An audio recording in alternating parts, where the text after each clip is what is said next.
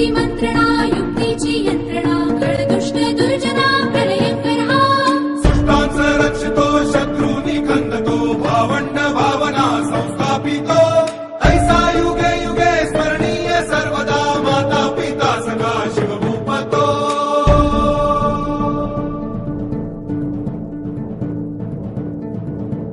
धावा ध्रुवदंड पर चीता मृगझुंड पर भूषण वेतुंड पर जैसे मृगराज है